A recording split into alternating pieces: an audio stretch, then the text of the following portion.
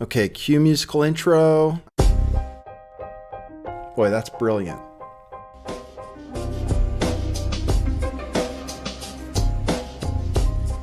I do think some things in the world are real. Like you guys. You guys are real. Most of you. Most of my listeners, I think, are not just in my head. I think I have the metrics to prove it. You've taken a leap of faith today. What is that sound? And I apologize if you take offense. I'm a little offended myself. Welcome to our show. Welcome to the future. What it is, joining you live from sunny California. It's a beautiful day today. I'm your host, Nathan Stoltman. I bring you the news, the real news. What it is, and I bring you by far the most exciting guests. I have joining me Steve Outtrim. I said Outtrim. Outtrim, that's with two T's. A very, very interesting fellow who I found out listens to my damn show and likes it, which is always unbelievable to me. Probably just for Doshi, but we'll find out. He has tech background. I'm gonna let you define yourself, Steve. How does that sound? It sounds like you're comfortable talking about what you're up to, and give us the background. Go ahead and give us the short story about who you are, where you come from, and whatever else you think is relevant. Thanks for joining us. Take yourself off mute. Sorry, I made you put yourself on there. No sound yet. He'll be live with us in one sec. The microphone down there, if you hover over the thing and then, huh? No, I don't hear you, man. You don't hear me? You don't hear me? Oh, you hear me. I don't hear you. You know, you're not, the microphone thing isn't muted when you hover over the thing. There we go. Oh, damn. Feedback. Shit. Now we have feedback real bad. There, now the feedback's gone. Huh. We were just talking like normal people. Here, you want to rejoin the call, Steve? Why don't you just hang up and rejoin?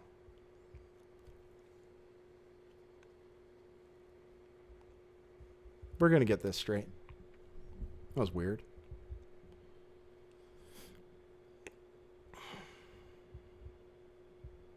Weird. Creepy. There's some interesting stuff about this Burning Man.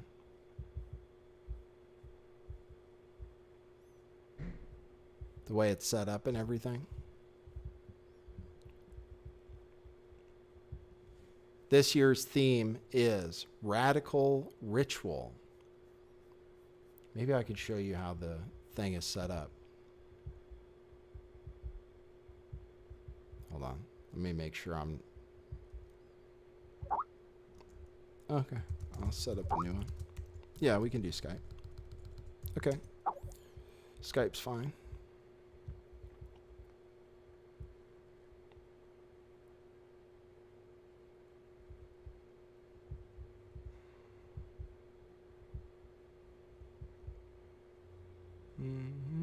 We're going to do Skype. My video's turned off. Muted. Hey, I can't hear you. I can't hear you, Steve. I can't hear you. Oh, no. There you go. Now I hear you. Great. Okay, great. Okay. All right, good. Let me see that we're seeing you. Let me try to give you at least a camera of me. Thanks, everybody, for bearing with us. That's why it's a live show. Okay, so let's see. Camera. Here, you can see part of me at least. Okay. Okay. Stop that. All right, now. Here is Steve. Hey, Steve. Joining us from Auckland, New Zealand today. It's Hi, everybody. where it's only 8:11 in the morning when this thing started. So go ahead, man. I gave you the introduction. Now go ahead and tell us the story. Yeah, so I grew up in New Zealand, moved to Australia when I was 19. So I have an Australian accent, actually, not a Kiwi accent. And was always involved in the tech industry. I started an internet company in 1995 called Sausage Software. Sausage.com was our web address. And we had a program called Hot Dog that made it very easy for people to build web pages. And in 1996, 97, as the internet was really exploding, it was named the third most downloaded piece of software on the internet. So I took the company public when I was very young, 23. Actually took Rupert Murdoch's record for being the youngest CEO of a public company in Australia. And he'd held it for about 50 years. I had it for nearly 20 years. The current guy who's got the record was 19 when he took his company public a couple of years ago. But through being in the tech industry and in Australia, I heard of Burning Man. And I was actually, the first I heard of it was from the Hot Wired mailing list. And then Wired magazine put it on the cover. And then I was at a meeting in Sydney back in probably like 97, and with quite a high-level executive from Sun Microsystems, which Sun was the Stanford University network, big computer company spun out of Stanford, just like Google did. And back in the day, they were a major military and defense contractor. And this guy, the chief science officer, John Gates, said, "Hey, do you go to Burning Man?" And he's a guy in his 60s with like grey, silver hair, really respected guy that's meeting with presidents and prime ministers all around the world. I'm like, wow, he knows about Burning Man? What's going on with this thing? I have to go. And so I first went to Burning Man in 1998, and I've been 11 times. I've also been to one of the regional burns here in New Zealand called Kiwi Burn. And I write a blog called burners.me, which is the largest independent site on the internet discussing Burning Man. And one of the jokes I like to tell is, how do you tell a burner? Just wait, they'll tell you. And if anybody knows people who've been to Burning Man, it doesn't take very long before they're like, "Oh, have you been to Burning Man? Are you a burner?" It sort of comes up a lot in conversation. It's almost like this club that you join. And a lot of people have been to Burning Man once, and they think that they know everything about Burning Man. Or if they've been back twice or three times, they're like, "Oh, I'm a veteran burner by now." But once you've been to Burning Man into the double digits more than 10 times, you start to look at the event a little bit differently. The initial novelty wears off. And so for me, I started my blog as a huge Burning Man enthusiast, but as I did more and more research about what's really going on there, the organization behind it, the occult elements, the military government elements, I've become a little bit more cynical. And, just to summarize the introduction, I would say to people, go to Burning Man. It's an important part of the world. It's an important part of the tech industry. But go there with an understanding of what's potentially going on and what may happen to you, or what people are perhaps trying to do to you when you're at Burning Man.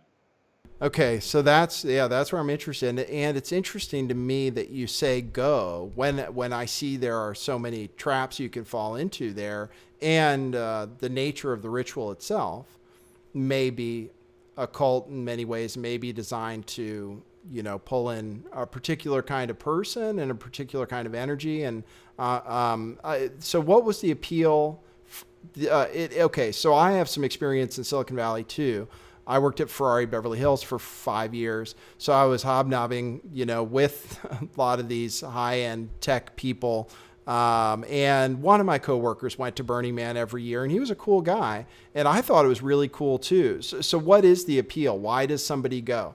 Besides, that you knew somebody who told you about it, and then it was in the tech magazines. What else? Yeah, well, to put it into context for my own experience, when Burning Man sort of emerged, it was kind of like when the global rave scene was emerging. And the electronic dance music, it hit the UK and Australia and New Zealand kind of a lot earlier than it did the United States. I think from sort of the mid-2000s, EDM became this huge wave in America. But back in the 90s, it was, this was more of an underground thing. There was illegal warehouse parties going on.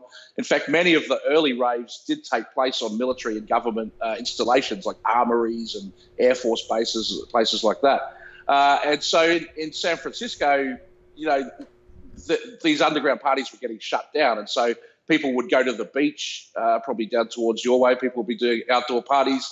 But there's this idea that we can't really get together as a community and listen to this loud thumping electronic music all night long in places where other people live. So we have to go away and do it as an underground thing. So I was very into the music scene. And when I first went to Burning Man in 1998, there actually was very, very little electronic music there. There was maybe a couple of camps playing it. They had impressive installations. But when you go there today, there's more than 1,000 different stages. There's 500 mobile art cars driving around with music on them, people dancing. There's about 80,000 people making a temporary city for a week. And it's primarily an art festival. So you see art at Burning Man that you don't see anywhere else in the world. And I think regardless of some of the negative things that may be going on there, I think it's definitely worth going for the experience of seeing the art, because I think that one of the parts of the spectacle that overwhelms people the most when they go to Burning Man is just this stuff is on such a massive scale. You're looking up at a statue that's 60, 70 feet high, and there are people, climbing around on the top of it, and you're in the middle of the desert, 4 hours from the nearest city. You're like, wow, this thing just gets there for a week and disappears. And everywhere you look is something like that. And so you walk in, you see that spectacle, and you're in awe. And it's almost like a predictable effect. It's sort of like when you walk into a shopping mall, maybe you smell the Cinnabon or something, and you see the bright lights, and something switches in your mind, and you're ready to go shopping. That's been very carefully designed with techniques like Gestalt. And I believe that the Burning Man experience has been very carefully designed in the same way. Okay, so you're saying that it may not be... so a few different things that are interesting is that you came to it and you think it maybe evolved out of the rave scene, which I participated in just a little bit in the early 90s in warehouses in Baltimore, where they were doing it. And I understand. And then the electronic dance music, EDM scene came on after that. And it's a way for people to get together. And you said it's a way for the community to get together, but it's a particular kind of community of people, isn't it? And a lot of times, so these kinds of things, it's kind of like drum circles. It's kind of an occult thing in the first place, is getting this kind of energy around this pulsing rhythm, this music, and then directing it somewhere, perhaps. You're saying this stuff is deliberately organized to be that way. Do you think EDM also has some elements to it that are like that? Yeah, definitely. And one thing I've found very useful in my research is when you look at a timeline of these historical events, and you see that the rave scene, that was launched in 1986. Burning Man was launched in 1986. The World Wide Web, the internet, was launched in 1986.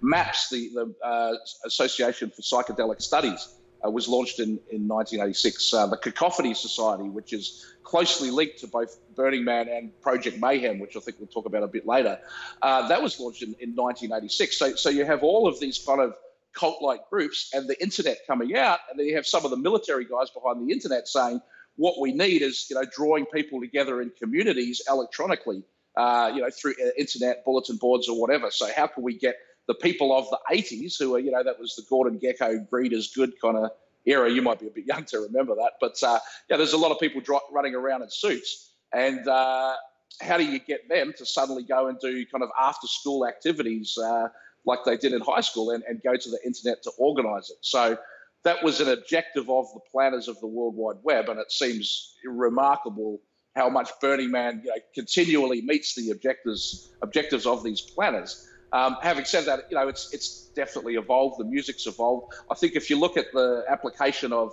the electronic music and the rave scene in the UK, you can see quite clearly how it was used for social engineering, because they had a huge problem with football hooligans. The team supporters would go to the European continent, beat people up, quite violent thugs. And so they introduced ecstasy. And suddenly, not just was it like, oh, we're all going to hug each other to support our football team, but those violent thugs then became the bouncers at the nightclubs and quite often the dealers of the ecstasy. And so suddenly they started doing really well and buying fancy cars and property and contributing to the economy.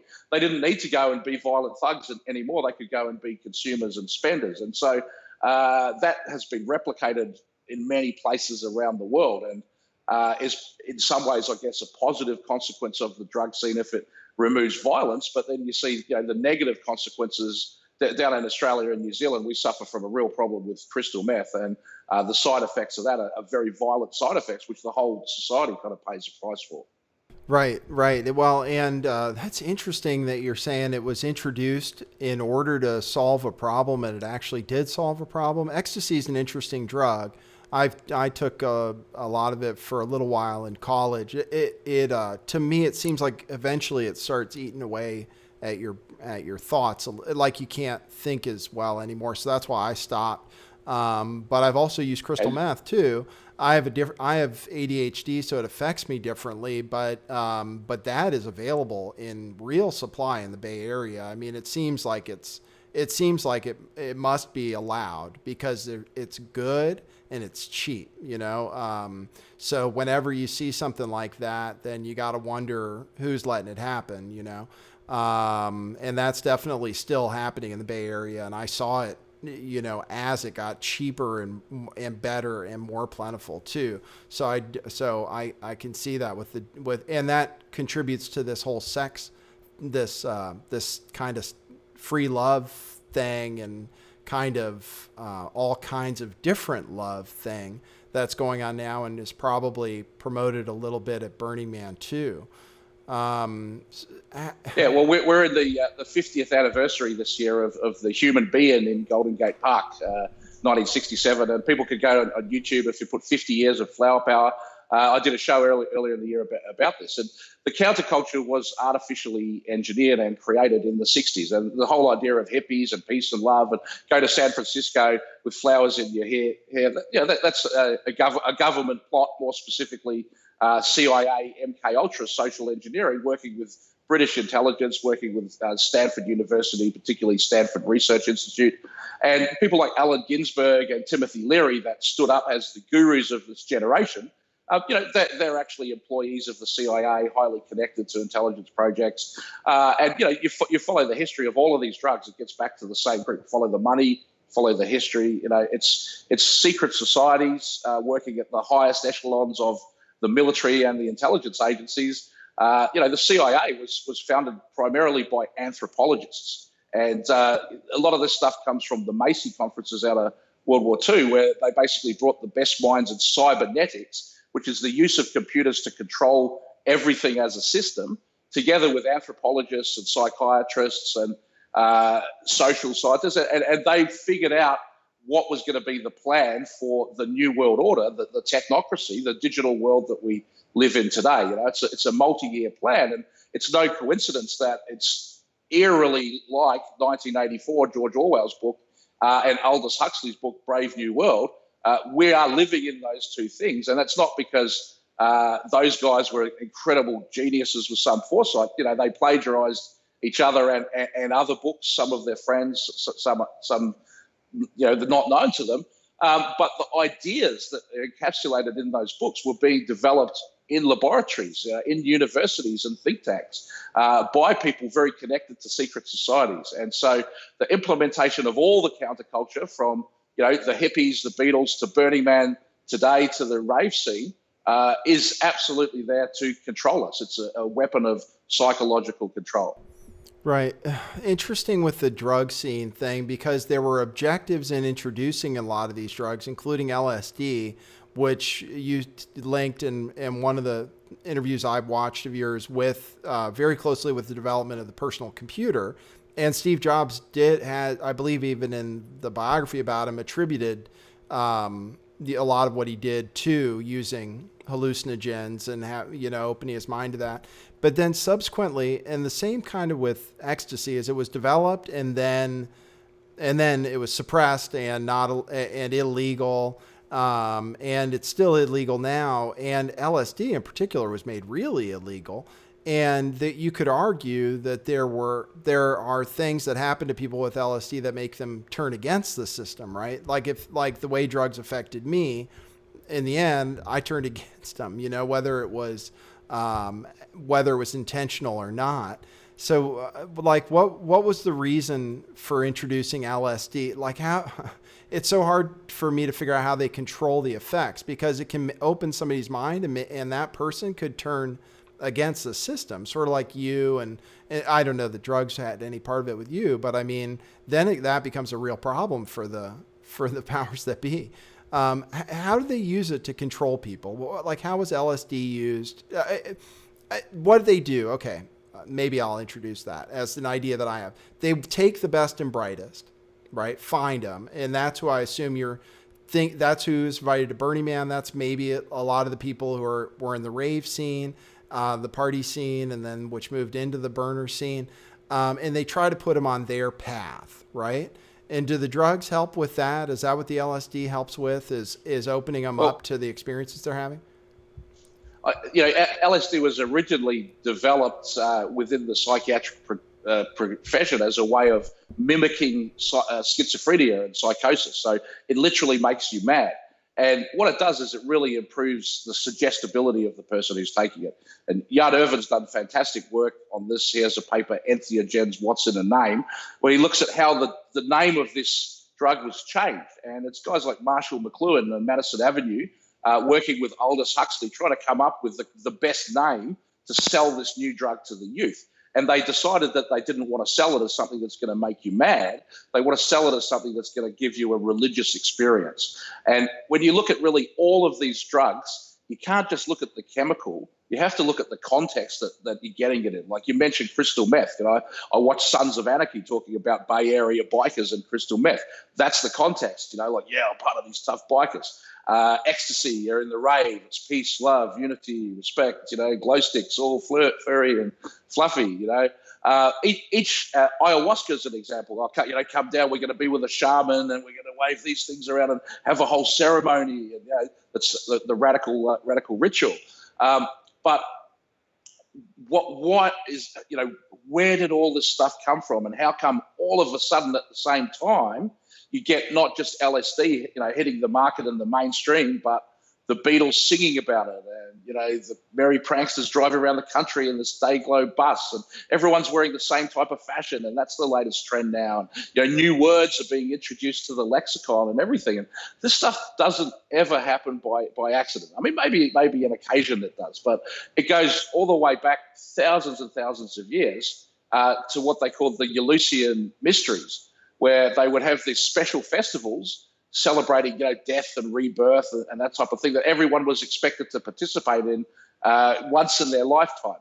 And you'd go there and the priest would give you the sacrament and you'd take it and you'd hallucinate, and, the drugs would mess with your mind. And the royalty of the civilization would be the same as the slaves for one day in their life. I mean, they wouldn't look the same, they wouldn't be dressed the same, but they're theoretically all on this one level together, having this religious experience, when in fact the priests are the ones with this magical potion to make the hallucinogenic drug, drawing everyone into their temple and say, hey, you guys, you need the priests. And the subtle message that you're getting is even the king, the emperor, that's nobody compared to the priest, because the priests are in touch with this higher power through the drugs, and they can connect your mind to this higher power at any time. So it's as ancient as that. And when you look at when things like magic mushrooms and LSD were reintroduced to society in the 50s and 60s, the people that were doing it, such as Gordon Wasson, who was a vice president of propaganda for JP Morgan, they wrote books about this, saying we are actively trying to recreate the Eleusinian mysteries, because this was a system of rule of civilization that maintained two families in power for a couple of thousand years. And that's the ideal rule for the oligarchs. They really don't want a democratic republic. They want, everyone is sheeple, and they're sitting in, not even in the paddock. They're in a completely different reality, enjoying life. Sort of like Hunger Games or Elysium, I guess. Okay, so man, there are a number of things I want to talk to you about. I'm gonna remember though. I'm interested. So that's every year that they do this kind of Elysium festival that you're talking about, because that's what I've heard. Burning Man. It used to be the temple of Apollo in Delphi. This is back like 2,000-3,000 years ago. But Burning Man's also the recreation of the burning of a wicker man. And the earliest we have that recorded was when Julius Caesar, he invaded Gaul, and then he went which was France, and all the way to Great Britain. And he wrote in his book in 55 BC that the Druids had these rituals where they would build a giant wicker man statue. and they would burn people inside the Wicker Man, and that was an annual thing. And this is actually where Halloween and even bonfire comes from, that the Druids would go to each village and they would have a long piece of bone and they would knock on the door with the bone. And that meant that the people had to come and give an offering, which is the trick or treat. And if you didn't leave a sufficient offering of tribute to the Druids, they would come and grab you, all your possessions, throw you in the Wicker Man, burn you in front of all of the villagers. And that was a lesson to show that the Druids were really in charge.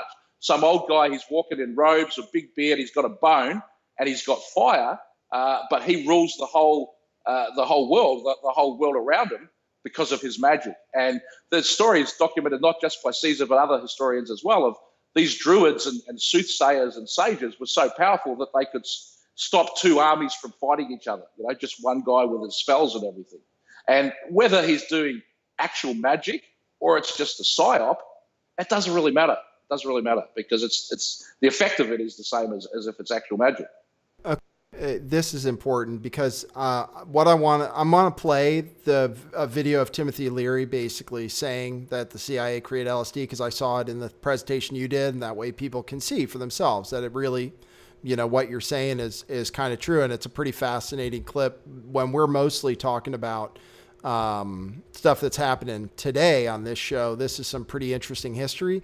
And then what I want to ask you is, are there those Druids involved in this production too in Black Rock City? Is there the equivalent of that? Because I believe there is. And I do want to ask you, based on what you've said, whether you've taken any of these drugs before and how you feel about them on that level. But let me play this clip real quick and then we'll come back for that. I'm really interested.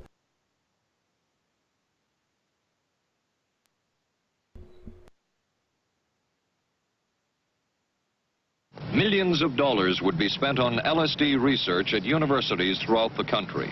And word would begin to spread on campus about this so-called mind-blowing drug. And suddenly, it was the counterculture of the 60s. I give the CIA a total credit for sponsoring and initiating the entire consciousness movement, counterculture events of the 1960s. Dr. Timothy Leary, the 1960s Johnny Appleseed of LSD.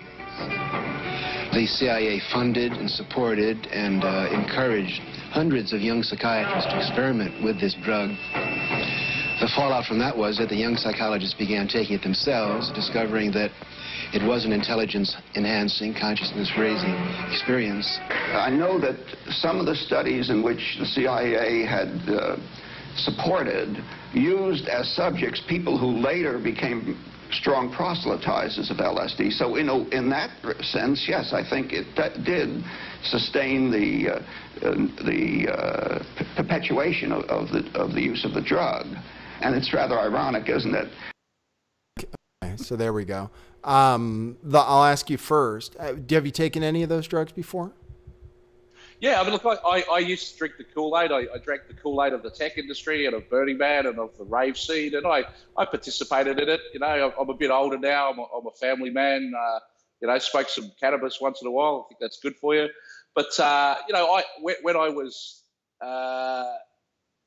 going to different raves around the world and things like that, I tried LSD a few times, and I had some positive experiences on it. I had some negative experiences on it. I think it's a very dangerous drug. It's very powerful. And, I'm someone with a solid relationship with my mind. I feel strong and confident and in control of my mind.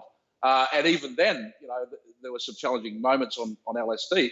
And it makes me think people that are perhaps less in control or more prone to things like schizophrenia or psychosis, it would be very, very dangerous for them to take a drug that was developed to bring on psychosis. And you look at an example like Sid Barrett from Pink Floyd is probably a very well-known one. He took too much acid and that's it. His life was over. Promising young rock star in one of the biggest bands in the world. I mean, his peers are billionaires, and just because of taking LSD one night at a party, they took the wrong dose or whatever, or it was bad stuff, or who knows. And one of the biggest problems is you don't know what you're taking. And, I was involved in a nightclub in Australia for many years. And so very, very exposed through that to all the drugs that kids were taking. I mean, the people, tens of thousands of people a week were coming through there, and I would estimate probably 80% plus were taking some drug or another. I mean, especially alcohol in Australia. But you know, the LSD is being pushed in Silicon Valley now as this is a thinking tool. You know, this is going to expand your consciousness, but just take a small bit of it, just microdose on it every day. But it's still illegal. So if they've got you taking an illegal drug every single day, you become very easy to track. And I want to pick up on a question you asked me just a little bit before I cross to the Druids, but about the best and brightest, that Burning Man is the best and brightest of Silicon Valley. And that's true, and they're there, but they also have these 10 principles of Burning Man that came out in 2003, and that's when it really became most like a cult. And the principles are about radical inclusion, and so the idea of it is anyone's welcome, anyone can come, anyone can be a burner, But they also very heavily push this transformational experience, and the transformation project actually, that could be traced back to the Esalen Institute, 30 or 40 years ago. Michael Aquino said it was the major influence on his mind war ideas came out of this project transformation. But Burning Man today is still on with people who are on the board of Esalen saying transformation. You have to become someone you're not. Come out to this desert, take these drugs that will, lower your inhibitions, make you feel and behave differently, and you can have an experience where you become someone, whoever you really wanted to be on the inside. You can now let that out because normal society doesn't let you. And the idea of that is once you've had it, you've realized, oh my gosh, this is me. I'm in a tutu. I'm so free. You associate with Burning Man your freedom and the ability to be your true self. Like the first thing they tell you when you arrive at Burning Man is welcome home. I mean, it's the most inhospitable conditions you could ever imagine. But what they're trying to sell you is that when you're part of this group, you can truly be yourself, and everywhere else in the world you can't. So reject the outside world, come and stay with us, which is classic cult-like behavior. And you can trace so many of these cults, Jonestown, whatever, that they've come out of the same places: Silicon Valley, Stanford Research Institute, Esalen Institute, and many of these cults, drugs is a thing that binds the cult together and leads them to go live in a commune away from the outside world where they can practice whatever practices they want, which are almost always in the name of spiritual enlightenment, growing as a person, being a better person, and being superior to all the other people outside your commune or cult who don't participate like that. Well, so you're right about a lot of that, and I think there's some good things that can happen with drugs, and I'm in control of my mind for sure. But I've taken everything, and I do think there's some to it. Mushrooms more than acid, but I respect your point of view on that as well. So they're trying to have you have that experience, right? So in the case of cults, we can imagine why they're doing it, for allegiance to the leader or what have you, right? For this Burning Man, what these institutes are behind it, we think, sort of the Esalen Institute is something like, I wasn't familiar with the name. So it's something like Tavistock, kind of. Yeah, so, and it very probably is a spin-off of Tavistock. It was set up by two ex-military guys who were Stanford students and basically disciples of Aldous Huxley. And Huxley, around the time of World War II, he came to America. He traveled around the country setting up little branches of cults, little ISIS cults all around the country, and following in the footsteps of Aleister Crowley, who also traveled around the US setting up cults and lodges and things like that. But the Esalen Institute is, it's a new age think tank. I like to think of it as Stanford's occult base. It's on the coast on Highway 1 out by Big Sur. And, if you watch Mad Men, at the very end of Mad Men, the guy's doing yoga and coming up with a Coca-Cola commercial. That's an Esalen. So it's become this spot where all of these thought leaders and business executives go to do yoga and meditate and, very, very probably take LSD. It's not on their website, but from everything I've heard from many people who've been to Esalen, that's what they do down there. They take LSD, they're out in nature, they're in the hot tub, and look, you can have great experiences with your friends on some of these substances, definitely, but you can also destroy your life. But let me come back to the Druids just before we get off that topic. So the other big kind of think tank occult base around the Bay Area is Bohemian Grove, which is in Sonoma County, a place called Monte Rio, up in the redwood trees. They have the 2,700-acre compound where it's men only, and for 3 weeks of the year, the members of the Bohemian Club get together and they have a giant effigy that they burn at the height of the ceremony. And so a lot of similarities with Burning Man there. And you have the leaders of industry. Basically, every Republican president, I'm not sure about Trump, but every other Republican president has been there. You've got heads of military, heads of Fortune 500 companies, banks, and a lot of deals got done at Bohemian Grove. The United Nations came out of there. The Manhattan Project came out of there. Ronald Reagan's Star Wars Strategic Defense Initiative, that came out of Bohemian Grove. If you may have heard of Operation Northwoods, which was the false flag model potentially for the 9/11 attacks. Northwoods is the name of the golf club at Bohemian Grove. Maybe that's just a coincidence, I don't know. But it's very difficult to get into the Bohemian Club, whereas Burning Man, really anyone could buy a ticket and go, in theory. So in a way, it's like, well, the Bohemian Club and Silicon Valley, it needed a recruitment tool that would bring people in, but it needed to filter people so that they'd be the right ideology. And you could be the smartest engineer in the world, but if you grew up in like a kind of redneck environment where you don't support gay marriage and you think that racism is acceptable, you can't work for any company in Silicon Valley. You'll be rejected. It's not the culture. So how do they save their time, make it more efficient, eliminate things? Burning Man is a way not just for recruiting and networking for Silicon Valley, but it's also a way for the social engineers to basically fine-tune, like an antenna or a machine, the culture they want and the behaviors that they see as desirable and acceptable. And it's no coincidence that there's almost no black people at Burning Man and there's almost no black people at Google. The percentages are pretty much identical in the racial composition of Google and Burning Man. And in fact, Google went to Burning Man and then formed Google, and they put the first Google Doodle was the Burning Man logo. They put it on their website to say, hey, we're at Burning Man, we're not going to be doing anything. And I don't know, I could talk all day about Google and Burning Man, but my point is that Bohemian Grove is Druids, right? And it's ancient Druidic ceremonies that have happened throughout Germany and other places of Europe and around the world for thousands of years, with secret societies attached to these Druids infiltrating the networks of the kings and queens and doing occult rituals. And the Bay Area has Bohemian Grove, the Bay Area has Burning Man, and they're kind of the same thing going on. How does that happen? Well, it's the Druids behind the scenes that are creating both events. Okay, that's what I was wondering. Yeah, because there's a whole occult ritual, surveying the scene, putting in a gold spike, involving gold. And there are people who do that who are kind of royalty at this Burning Man event for the people in the know.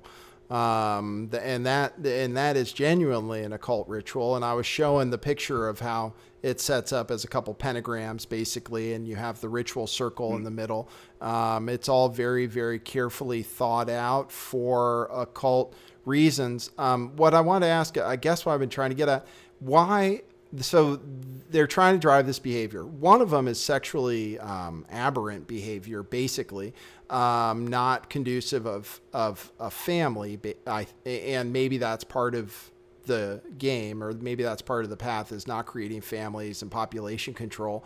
Some of the other things are, you could argue, more positive. And is that what these think tanks think they're doing, is something positive with this new age stuff? And because there's a lot to new age. I mean, we are at the cusp of something that we could call a new age, and some of these drugs can be used. Scientists and stuff have ideas that they don't normally have otherwise. But I had a friend who, he lost it too. It was never the same again after too much something. So it's dangerous. The microdosing every day, I never even heard of that. That's interesting. That would definitely put you in I wonder what that does over time. You wouldn't want to. It can't be good. It can't be good. Taking a drug to hallucinate constantly. And I'm not sure it really would be that useful for productivity. But No. look, I think that, you can go on an acid trip and have a great idea, just like you can go on a walk in a forest and have a great idea.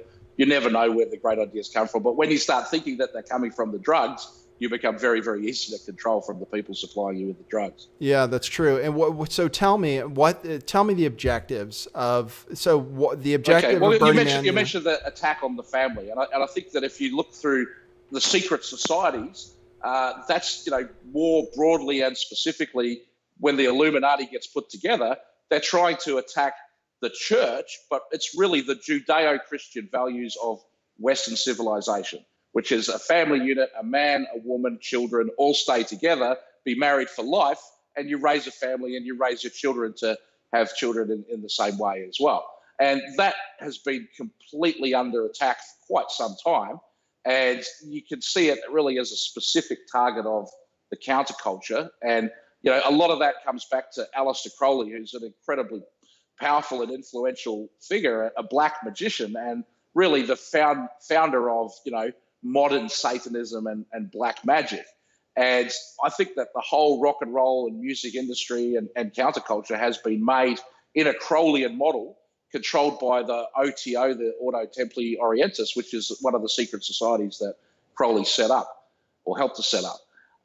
And so their objective, and this is the push behind Satanism, it's not so much the Luciferianism that, we have this one evil god, Baphomet, and we're going to raise him to be the great god.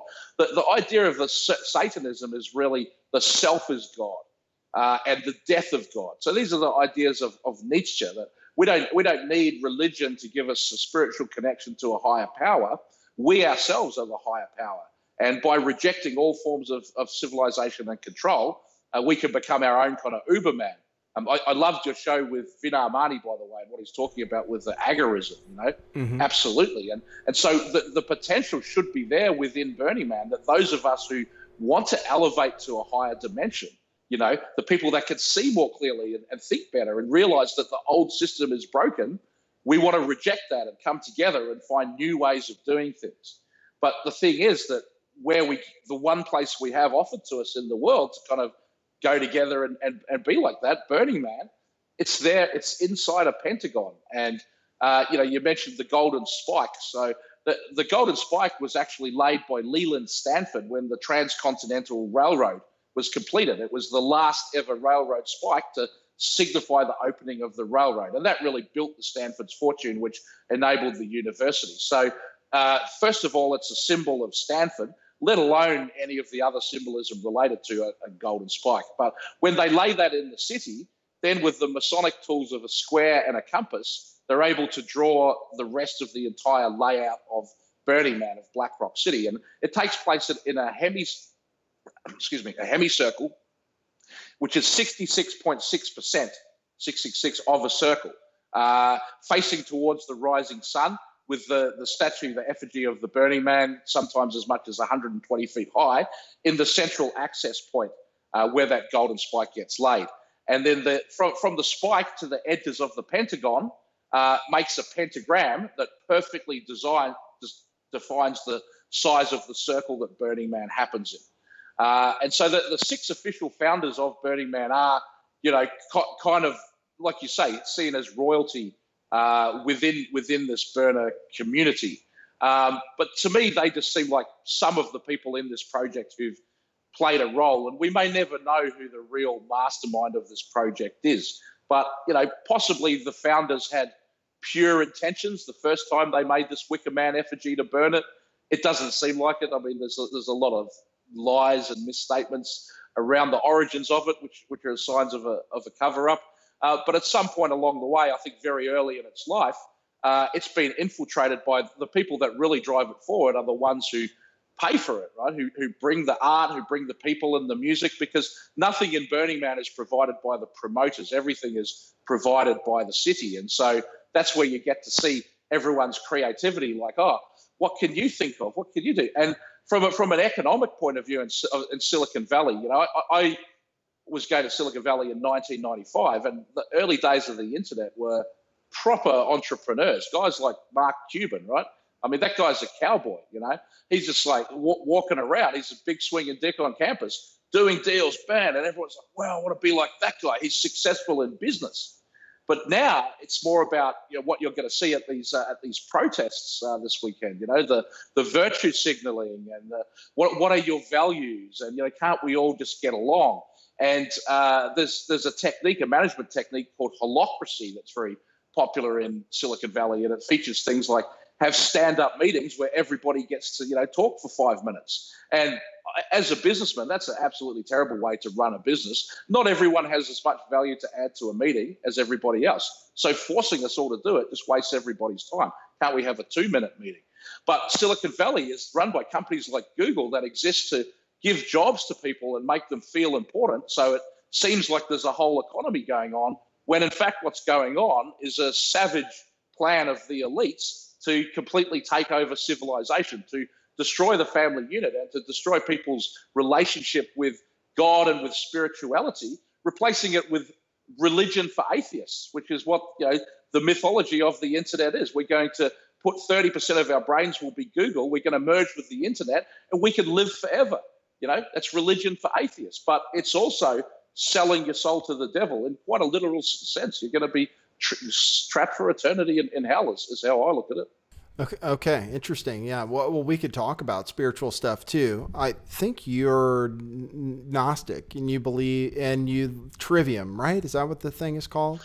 I've been doing a series about Burning Man with Jan Irvin from Gnostic Media, and it isn't Gnostic in the religious sense. It's the word Gnostic actually meaning knowing. Knowledge, right. And the Trivium is basically logic, grammar, and rhetoric. And it's really worth everybody that's interested in the truth to study the Trivium, because it gives you the tools to say, when somebody's saying something, what are they actually saying? And you know, words can be used against us, and they are. And if you're not aware of that, you become very easily led. Like, for example, the recent protests that have been going on in Charlottesville. I mean, it's, to me, quite obvious that George Soros or, you know, someone like that is fomenting civil unrest and trying to have an Arab Spring, Purple Revolution, whatever it is, financing these, you know, buses of protesters on both sides, Craigslist ads coming in. And it's actually not about the real political issues they're debating. It's like, here's some Nazis, here's some Trump supporters.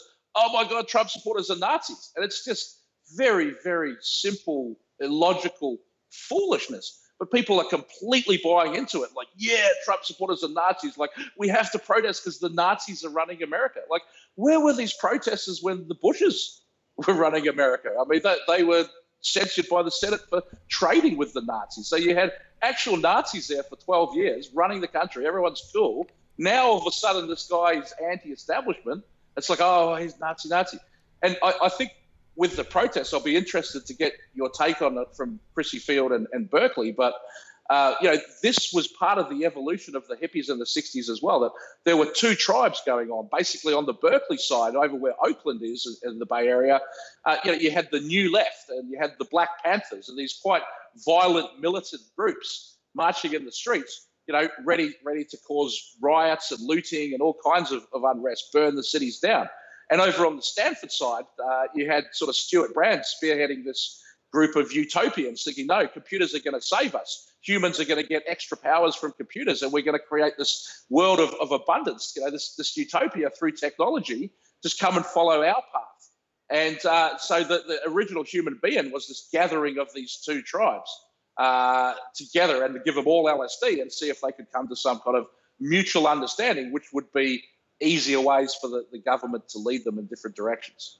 Okay, so these two groups are getting together, and Antifa is kind of the group you could think of as the militant side that comes in trying to burn stuff down, and they do all show up at once. I've been to the Berkeley protest twice already, and I saw one that got violent, and I don't know what's going on, but they definitely are trying to create this false dichotomy, you know, this false choice between free speech, which comes along with white nationalism, and tolerance, which comes along with all these other things. And the event in Berkeley is Say No to Marxists, or Say No to Marxism. And I think to myself, God, it's just like saying no to the KKK. I mean, they basically don't exist. Everybody disagrees with them. But what is the point? Okay. So these guys come together. So we have these conflicts now, and everybody comes together around some cause. And you're saying it's basically like an occult atheism, or it's all around this kind of Crowley, do what thou wilt but there is a rise of occultism lately, and maybe we could talk about like Project Mayhem uses occultism. All of the OTO is mentioned as being maybe tied in with like the game 23, I think, or one of those puzzles. And those puzzles too, I don't know if you can educate me on those. It's sort of off topic, but what about this rise in occultism? Because I'm basically myself, I've looked into stuff and reading about Project Mayhem and realizing how they're using occult or hidden knowledge. I look into Hermeticism, which is very, very in line with my own spiritual growth and everything. And there is still a strong idea of God in that, a higher power. But then you get into things like alchemy, where it gets a little blurrier and you get into that man as a god. But either way, all of these things have power. They have been hidden. It is what the secret societies have used, and they work. The magic is real. And there's nothing wrong with it necessarily, as long as you practice it in a way that includes, kind of faith in God, it seems like. What about the rise of occultism? What do you think about that? Yeah, well, look, I think that I agree with a lot of what you just said. There's good magic and there's black magic, and there is definitely power in occultism. That's why it is popular, and that's why organizations like the Freemasons can become so powerful. Not just the organization itself, but there is esoteric knowledge. There's hidden knowledge that members are getting, a training that isn't available to ordinary civilization. But the great thing is, if you go out there, you can look for this stuff, you can learn about it, you can teach yourself, and you don't have to be summoning demons in a pentagram and sticking pens into voodoo dolls, But the word occult, it just means secret or hidden. And the hiding of knowledge has been a system of population control for a long time. These druids became like the soothsayer, whispering in the chief's ear. Queen Elizabeth had a guy called John Dee, who was the high wizard of the time, back in about the 1500s Britain, and he set up the first intelligence networks for the British Empire through the continent. And so this is the key point about the lines between secret societies and the occult and the intelligence community are very, very blurry lines. And basically the intelligence community is the occult. And when you look at how many of the senior figures involved in the OSS and the foundation of the CIA were parts of, Knights Templar, Knights of Malta, Freemasons, Bohemian Club, Century Club, Council on Foreign Relations, there is a common thread of occultism within the secret societies and within the intelligence community. So when you're participating in organized occultism, I'm pretty sure wherever that is in the world, you're going to find the intelligence community somewhere very, very close, and possibly all around you. So part of it is, how do those guys recruit? They have to draw people into deeper and deeper levels of secrets and away from the pack a little bit. And then part of it is, how do they observe and control? And, at Burning Man, you're being watched with more scrutiny than probably any other rave or dance music event in the world. I mean, it's the largest event that takes place on federal land, so it's on government land. And there's, through my research, I've shown all kinds of different types of imagery that they take. Like, there are many, many satellites flying overhead taking imagery of Burning Man that are able to detect every single substance, including what brand of cigarette you're smoking. People are out there, it's very dark, and you're hours away from the nearest city, and you've just got all this glowy lights around you. It would not occur to you for 1 second that you're on camera, but actually there's a ton of cameras at Burning Man, and even at night, cameras are filming people. Don't think for a moment they're not. And Burning Man has this big census, and they brought it out this year in conjunction with the Oxford University project. and really, really asking incredibly detailed questions to profile people. Like, not only, what gender are you? Choose from 50 or 70 different recognized genders now, but, what other genders did you think you might want to be once? And what is it that stopped you from experimenting with being one of those genders? And it's like, why? I don't know why people answer this crap, but that, the people who go to Burning Man to even buy a ticket, you have to go to their website now and you have to create a burner profile and answer a bunch of questions, including how many times you've been to Burning Man before, and tell them all kinds of details about yourself. You're encouraged to write a 1,000-word essay about yourself. So here's this government-sponsored organization building unbelievable databases on people, and, while all kinds of DARPA project experiments are happening around you. Yeah. Well, and these are people who want to change the world too. That's the other thing. And so you get their ideas, you get their information, and then you get them to participate in this thing where where you get to direct them on a path that you want them directed down, which tends to be this weird techno future Aldous Huxley kind of thing. Yeah. You said you might, go ahead. Well, I just wanted to pick up on something that I learned from you about the egregores, right? And what a fantastic place to create egregores of all kinds, and then send them back out into Silicon Valley, and you're still, you're in touch with all the people connected and plugging into it and feeding it, and you only need a few people at the ends of it encouraging the others to participate to give the egregore energy. And Burning Man itself is an egregore, but there are all kinds of other egregores, inside it, interacting with it and being launched from it. And from the network of burners, but also every burner that comes has their own network. So it's a meeting place for networks of networks. And these memes and these egregores, that's their environment where they live and where they replicate, is within networks. Interesting. Yeah, the egregore, for everybody who doesn't know, this is a thought form which develops in communities of humans and is independent. It acts independently and controls the group of people, and the thoughts of the group of people control the egregore. It's a symbiotic kind of relationship, but there's some independent. And anyway, it's something that, if you look into stuff like Hermeticism, you could probably see how that could happen when we are all the creation of a mind in the first place, and our minds also create this reality we live in, and they can create other entities. You could call them gods, minor gods. And Project Mayhem is a mutant egregore project, they say. And you said you have some information that they're tied in directly with what's going on at Burning Man too. Tell me about it. Yeah. So I mean, first of all, it's a work of panic art, and that's not art in the sense of just panic being frightened, but of Pan, of the god Pan, the god of chaos, and with the goat legs and everything like that. So you could definitely see Burning Man being a work of panic art in the same way that Project Mayhem is. But the movie Fight Club by Chuck, or the book Fight Club by Chuck Palahniuk, that's where the modern sense of Project Mayhem comes from, because that was the club that Tyler Durden was participating in, the Fight Club. Well, Chuck Palahniuk was a member of the Cacophony Society, which is one of the foundational groups of Burning Man. And he's actually admitted several times that he modeled the Project Mayhem in Fight Club on this Cacophony Society.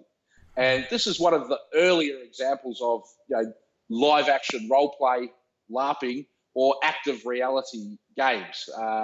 We have a thing in San Francisco called Bay to Breakers, which is a big run into the city, and some people would dress as salmon and they would go upstream running against the runners just to be funny. That's the Cacophony Society, doing these kind of ironic pranks, these kind of street theater happenings, and theoretically it's all in the name of fun.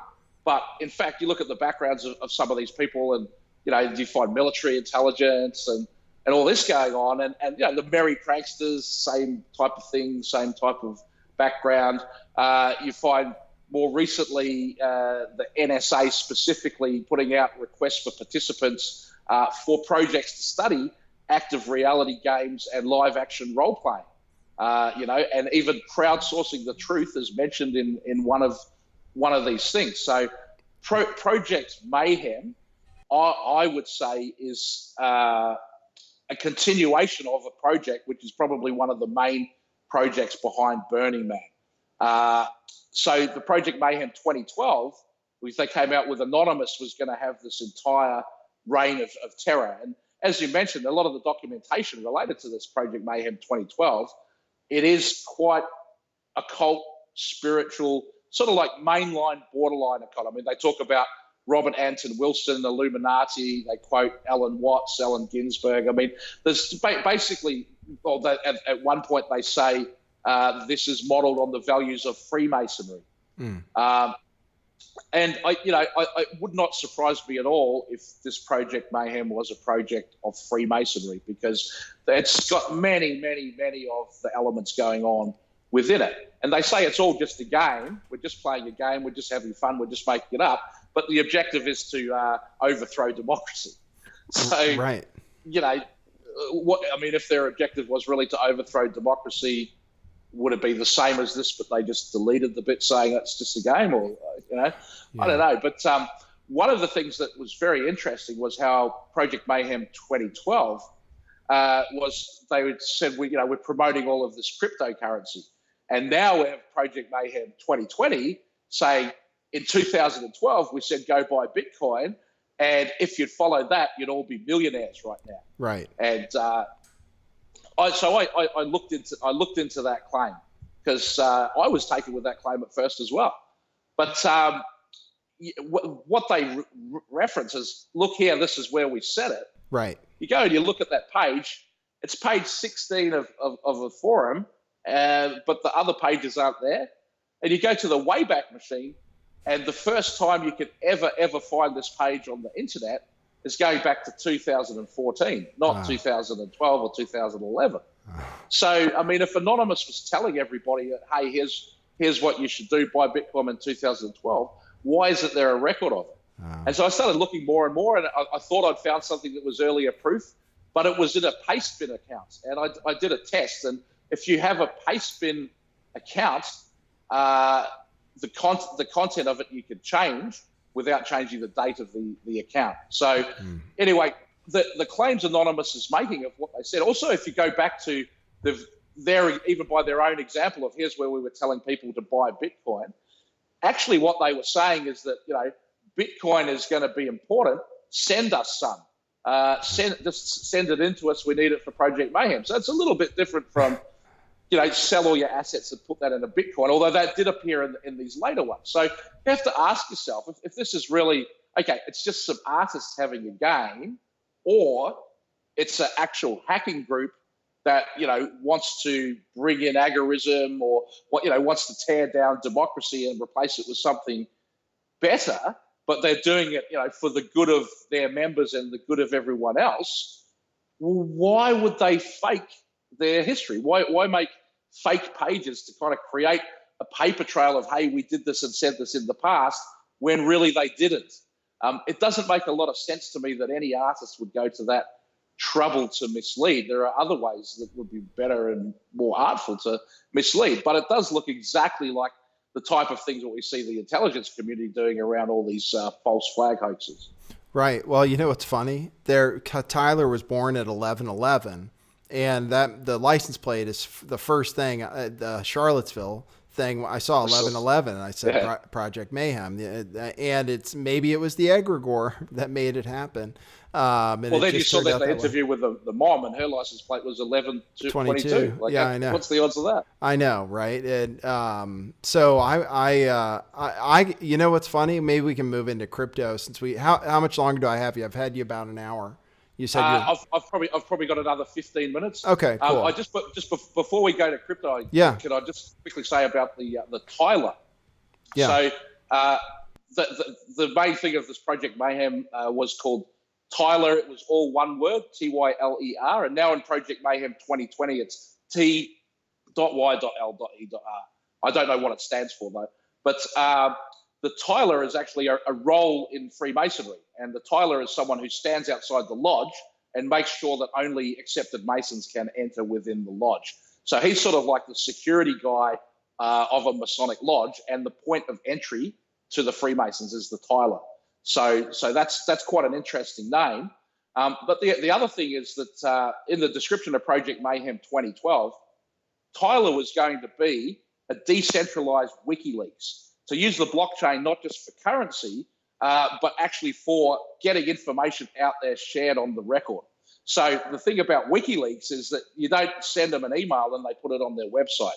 They vet everything they publish, and then they publish it in conjunction with mainstream media outlets who also have the chance to vet the content.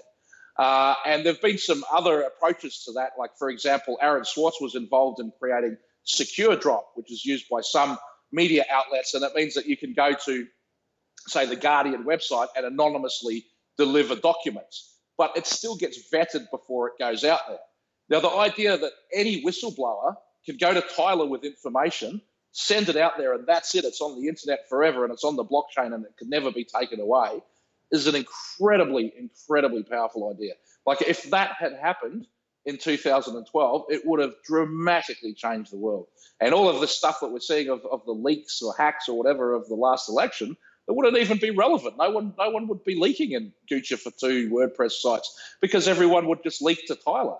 I mean, it's the ultimate dream of anarcho-hackers, and it's the deep state's worst nightmare. And basically what Anonymous said is anyone who thinks it would be a great idea to create this Project Tyler, get together and join us, and we'll work together in secret to make it. And in fact, when the 21/12/2012 happened and the Anonymous Project Mayhem went and happened, a few websites got hacked and defaced. Some of the sites that got hacked were like the Iranian government, Egyptian government, deep state targets rather than anything that you think hackers would normally have any interest in looking at. But none of these mastermind computer programmers, coders, or anything like that were able to find the skills to make this thing Tyler. And that idea's just completely vanished. And if you read now the Project Mayhem 2020, they're talking about something totally different for Tyler. It's more like, the artificial intelligence is like you're talking about with Quinn and the chatbots and stuff, right? Presumably. Right. Well, the other thing about Tyler here, I was going to show something I ran into in the SVV. What I was learning about it, the SVV, was this Ohm coin. And one of the things that they promote now, I can't find it now, through the SVV, one of the things you can do for Ohm coin is a FOIA request, and that's one of the things you can do. So it is you're right. I'm just kind of confirming that's what I came across was, and one of the things they said in Project Mayhem was release everything. That was one of the goals. That was supposed to happen December 21st, 2012. That's when they were supposed to release all these documents. Never happened. WikiLeaks. Well, they claim that Snowden first tried to contact Glenn Greenwald in December 2012. This is in the Project Mayhem 2020 document. They're claiming that as proof that the release did occur. But in fact, they didn't make contact because Greenwald couldn't decrypt the PGP key. So Snowden's leaks all happened in 2013, around June 2013. It's got nothing whatsoever to do with Anonymous or Project Mayhem. And what other leaks were there? And even Snowden's leaks, was basically stuff that was generally known within the tech community. There wasn't really anything too revelatory from Snowden's leaks. So he may very well have been a limited hangout. Yeah, they say, well, and that's what we're hearing nowadays. I played something on my show where these guys said that Snowden and WikiLeaks are basically NSA, CIA, and that they have been Mossad. Or Mossad. WikiLeaks never seems to leak anything about Israel. Right, exactly. And none of the pedophilia stuff, human trafficking stuff, and they're very pro-Trump. That's a real psyop. I feel like Bannon and Mercer were running everything. But it's funny, that Bitcoin thing. Yeah, I never followed their link. I never followed their link to see if they were really telling the truth. I thought it was interesting. It is, though, what got me interested in cryptocurrency, because I saw this institutional support, basically, that I wouldn't have known about. And these secret societies and stuff, with them being behind it, that gave me more confidence that there were some powers that be that were committed to the survival of this thing called cryptocurrency, and maybe it really wasn't going away, and it was going to become something dominant, kind of because of what I was reading about. You now are in cryptocurrency, so you think we should talk about that now? Yeah, sure. So I think to the point that you've just made about mainstream acceptance of it, The Economist magazine is owned by the Rothschilds. The editor is Lynn Forrester de Rothschild. And the cover of the Economist annual issue is always just full of occult clues, that potentially predict future events. And the 1998 cover was basically a phoenix rising from a pile of the world's currencies burning, with a big golden coin in its mouth. And the sign or symbol or whatever on the golden coin looks a little bit like the Bitcoin logo. And it was talking about 20 years. And so next year would be the 20 years since that Economist cover. And it looks like I wouldn't be at all surprised if what we see by the end of 2018 is all of the world's central banks moving to a blockchain, possibly the Bitcoin blockchain, possibly another one, but basically taking this idea of a distributed ledger, and that becomes the single financial system for the entire world. And this has been a goal of the New World Order and the secret societies for a long time, to unite the world with a single global currency. And it seems like, Bitcoin and the other altcoins are pushing us in this direction. But, I think at the same time as there's one, it's like a paradox, there's actually going to be many. So there's already more than 1,500 different cryptocurrencies. And I'd say by the end of the year, that there'll be maybe 5,000. And I think within 3 or 4 years, there could be 1 million different currencies. And it's not about picking what's going to be the one that takes over and wins. And, I'm going to get lucky because I picked the one winner. I think it's, a good strategy is just every month, take a bit of money, a couple of $100, put it aside, and just look at what do I want to buy this month? What looks good? And generally buy and hold, but maybe sometimes something's had a bit of a run up. You want to sell that and you want to buy, some of the newer currencies. It's such a volatile market that if you're actively trading it, potentially you could make money as a trader. It's more difficult to do that than it is with stocks. But if you're not too concerned with watching it every day, if you can just try to accumulate it, I think you can do very, very well. And then the other point about cryptocurrency is that so far what we think of with mining is that you get a computer with all these graphics cards and it sits in the corner using electricity, and that's how you produce cryptocurrency. But this point was actually made by Titus Frost on a recent show, that creating content is mining. And you get yourself on a platform like DTube, for example, or Steam it, where if people like what you're doing, they upvote it and they pay you in cryptocurrency. Every video you make that's a new content item that will sit out there on the internet, on the blockchain forever, generating cryptocurrency for you. So the more videos you make, the more content you make, the more you can participate. And I really like, Nathan, how you encourage your audience to get a show, get online, start broadcasting.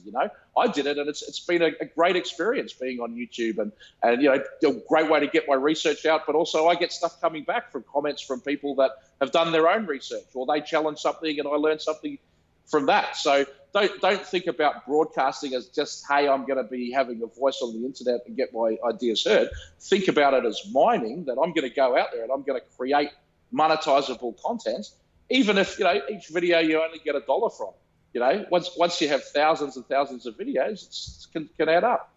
Yeah, well, and I do it a different way, but yeah, it's funny because this guy called into my show and he was like, I'll never donate because I believe information should be free.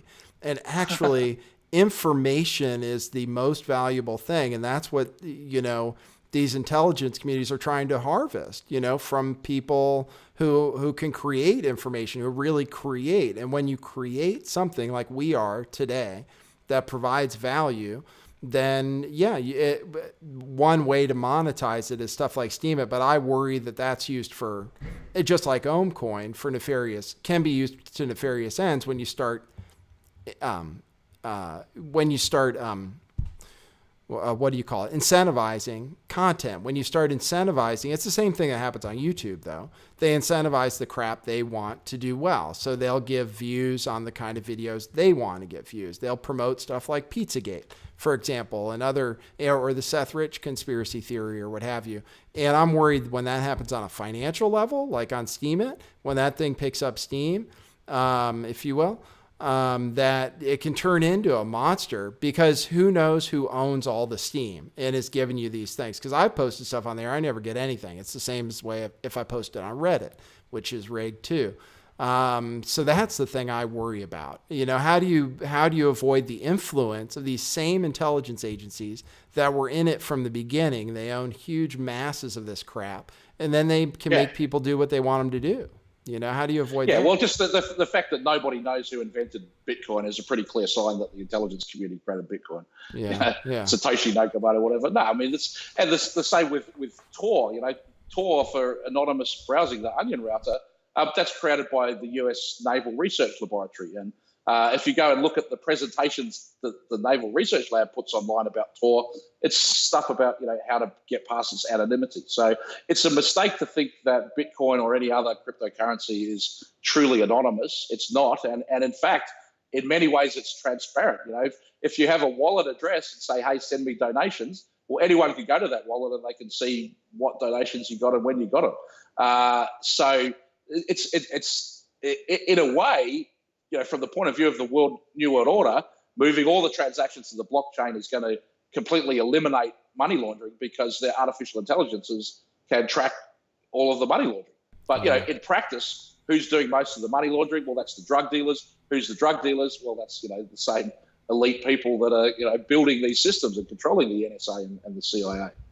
Wow. So that's interesting. You're saying it can be used as a way for tracking even more, but that's if they know who the address belongs to, I suppose, right? It's a way to track. There was a study just recently published from Princeton. If you put Princeton Bitcoin anonymity into Google, it should come up. And what they found is that basically when you started to spend the Bitcoin to buy things at places that accepted Bitcoin, from the transactions with those payment gateways, they could determine who the person was. And it was, even the researchers were stunned by how easy it was to identify people. They thought they'd be able to do it, but they thought it would be a lot harder for them. And the other thing that people never really think about on the internet is cookies and also digital certificates. That when you get your Bitcoin in the first place, you're converting it from another financial account, or when you log onto an account with your passport or password or whatever, you're exchanging these digital certificates, not just between your computer and the computer that you're plugging into, but the entire certificate authority of the internet. And you don't know what servers are in there.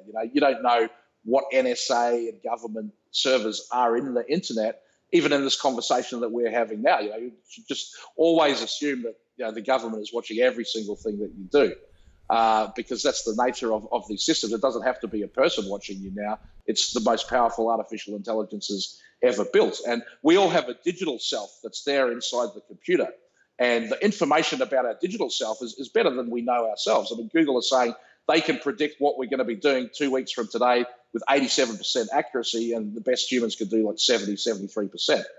So this computer's knowing us better than ourselves, but we're kind of disconnected from that digital self. So guys like Elon Musk are saying, put neural lace in your head and you'll be connected to your digital self, and you'll be able to, operate much better, because nothing will ever be forgotten or whatever. But when you go to Burning Man and you're encouraged to take these suggestion drugs and have a transformational experience and do something different, the idea is, who would you be if you weren't a digital self? And who is that information really valuable to?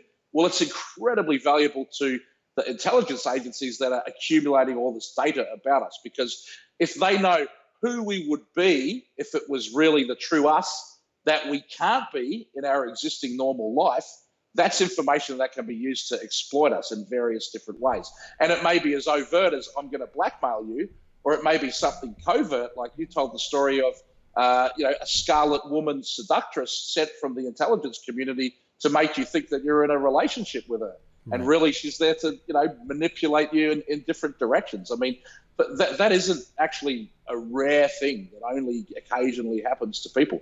That sort of thing is going on all the time, and it's increasing in frequency, and it's increasing in sophistication, because the same artificial intelligences that Cambridge Analytica and Bannon and Trump are tapping into. This is military generals that's all around Trump. This is the military that has these systems that they are releasing to private companies from time to time. But the capabilities of these military intelligences to think 30 steps ahead in manipulating events and situations because they want us to behave in a certain way, it's beyond our comprehension. We can't even perceive really that it's going on. So I don't know. Also, ultimately, I think the only answer is a spiritual answer. And if you are connected to the universe, connected to infinite love, dedicated to vibrating at a higher dimension, let's go for this agorism. Let's leave all this negative satanic crap behind. That's the old planet.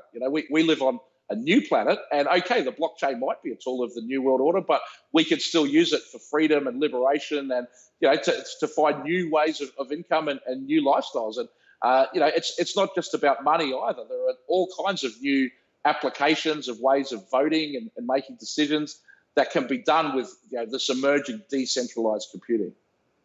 That's great. That was all great. And yeah, as far as the thing that happened to me, they have me mapped out. They know what my different triggers are. So it was a lot easier than one might imagine, meeting someone online who all of a sudden I was like, man, this is my soulmate, because all the, said everything I wanted to hear basically. And it's pretty, and I assume that's done, data analysis and all that crap. They have you mapped out. They have me mapped out. They have all of us mapped out. And not only what we think, but how we think, right? How we take a new piece of information in, and then that becomes truth for us. And so because of that, and because they can control the news feed, the Twitter feed, whatever, they can, very, very subtly influence the information that's coming into us, with a predictable response that's going to come from us to that. Yeah, I think I'm losing you. Nathan, I've got to go. Yeah, all right, man. It's been amazing talking to you. Thanks for the opportunity. Thanks for coming. Good luck with it all, man. Thanks, man. I really appreciate you coming on. It was great. Cheers. All right. See ya. See, I do great stuff on this show. Great stuff happens. Okay, it's 2:30. I need to get on the road, so I'm not going to take calls. I might try a live stream from the road just to see if it works. I hope that was really educational for everybody. He's great. He's a cool guy. And how did it happen? He's a fan of the show. Pretty amazing guy. I wanted to ask him, he's into some kind of crypto, ICO, initial coin offering, philanthropic thing, which I wanted to ask him about. But he's awesome. He joined me all the way from Auckland, New Zealand today. Sweating over there. It's hot. Thanks, everybody. Please visit paypal.me/lifttheveil to support things like this interview, this trip I'm going on, the thing I did about GCMAF, which I paid my doctor to talk to about. These are all things that we come out of pocket for to bring you information, the most valuable thing on this planet, information, the thing they want to get from your brain into their computers so they can figure out how you think, you who want to change the world. So we're doing that here on this channel. Big time. We're changing the world. Doshi, changing the world. Let's see. Is my volume up high enough? I hope my volume. Oh no, that was probably good. Okay, cool. I'm gonna get on the road, and then probably I'll see you tomorrow around noon. That might be the first time you see me. Is tomorrow around noon, live streaming on this channel. I might test the phone to make sure it's doing it right. Maybe on my way up there. Boy, that was a cool interview. Thanks for joining me this week. That GCMAF thing is huge. That company apparently is being chased all over the world. So that's huge. Once I have funds for that trip to the UK, I'm going. I got great interviews there. So also, I keep saying it, but go ahead and go to Discord if you want to meet friends. Thanks, everybody. Thanks for a great week. And boy, exciting weekend. Wish me luck. You can join me tomorrow around noon, but regularly most days except Saturdays, 1:11 p.m. Pacific time, 4:11 p.m. on the East Coast, the United States of America, 9:11 in London, England, and 8:11 a.m. the next day in Auckland, New Zealand. Cheers, everybody.